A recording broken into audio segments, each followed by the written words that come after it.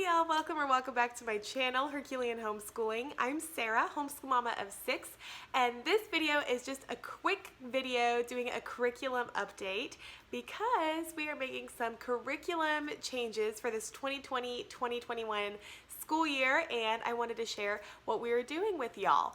If you've seen any of my videos before, you might have noticed that I have done quite a few different level videos using BookShark. We've been using BookShark in our homeschool for a few years now and absolutely have loved it. It's been one of the only curricula that we have purchased multiple years in a row. It took us kind of a while to find a good curriculum that worked with my teaching style, with my children's learning styles, and working together in that way. And so I've just loved our time using BookShark.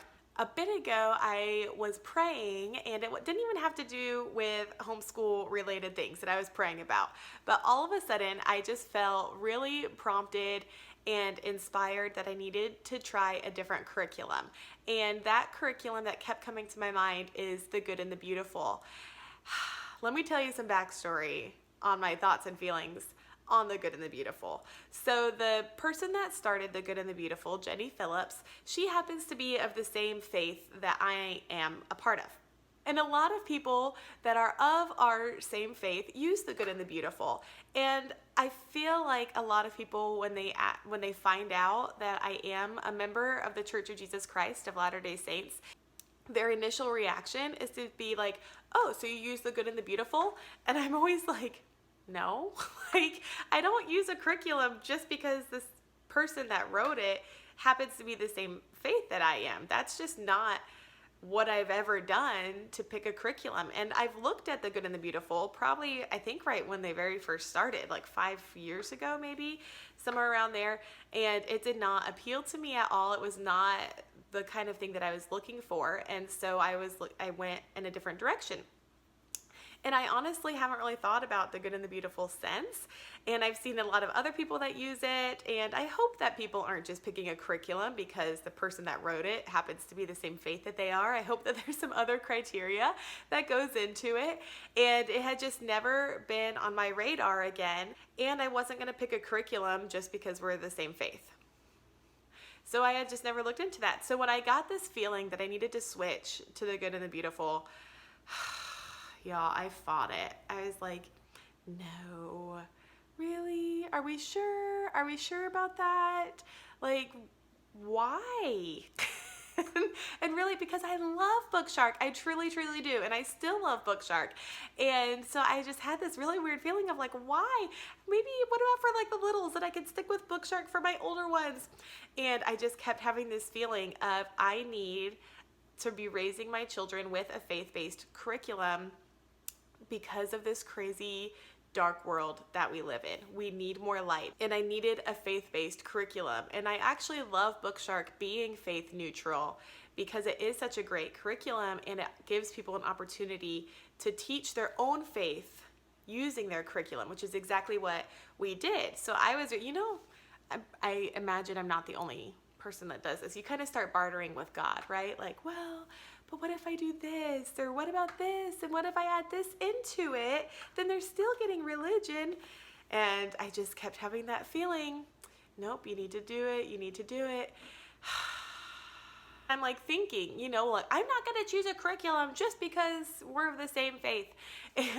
But then I had this thought, and this really changed my thinking of, if you're not going to choose a curriculum because you share a faith, then you also shouldn't discount a curriculum because of their faith. And that's exactly what I was doing. I wasn't wanting to look into The Good and the Beautiful because I liked saying that just because we're the same faith doesn't mean I pick her curriculum. And then looking at it at the other way of, if I'm not willing to do it just because we are the same faith, then that's not okay to also not pick it because we're the same faith if it's a good curriculum. So that's what I was like, fine, you kind of resign yourself. Okay, I'll at least look at it and we'll see from there. But I'm pretty sure I'm gonna stick with BookShark.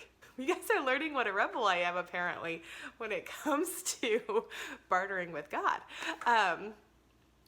Anyway, so I go onto the Good and the Beautiful's website and I'm looking at the different levels and trying to decide, if this is good. And again, that really strong feeling came over me that this is what we needed to be doing. We need to be using a faith-based curriculum for this school year and just really building up our kids, not only secularly, but in their spiritual growth as well. Okay, we'll give it a year.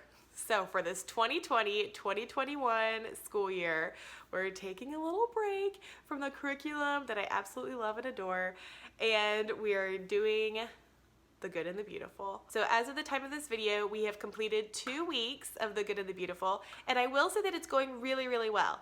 I am really happy with it thus far, and my kids are really enjoying it too, which is one of the most important things, that we're both enjoying our time together and that we're learning and appreciating the curriculum no matter what it is. So far it's going really great, and I really am happy about that.